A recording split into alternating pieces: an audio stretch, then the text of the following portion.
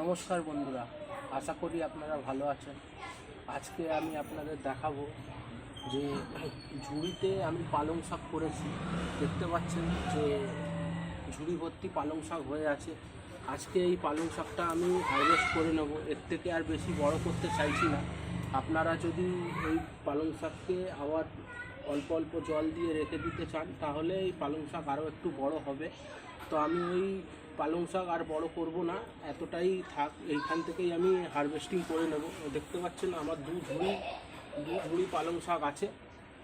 তো দেখুন কি সুন্দর পালং শাক হয়েছে।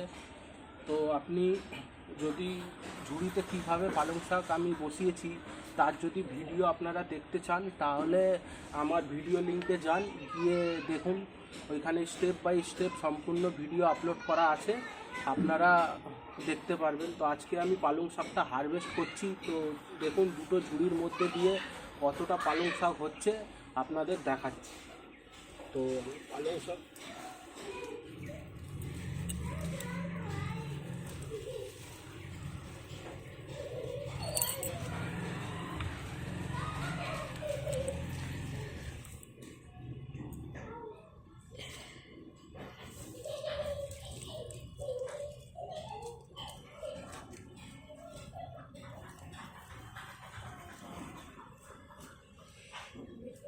আমি সম্পূর্ণ তুলে নিচ্ছি মাটি থেকে।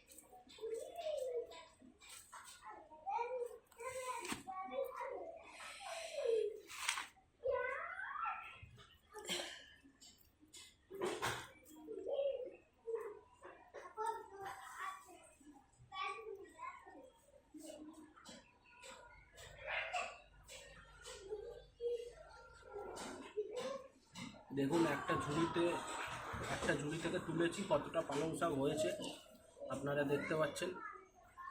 এবার আর একটা ঝুড়ি থেকে তুলব।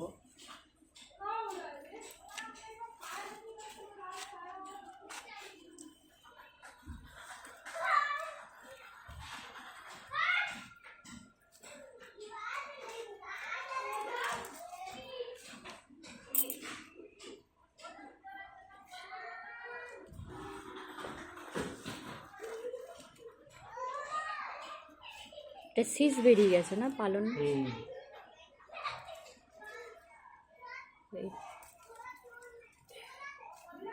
শীষ পালং করার জন্য একটু মাটিটা একটু অন্যরকম তৈরি করতে হবে, কারণ এই মাটিটা একটু ঝুরঝুরে আছে, বালি মেশানো আছে, মাটিটা নরম আছে, এই জন্য গাছগুলো স্টেভাবে দাঁড়ায়নি।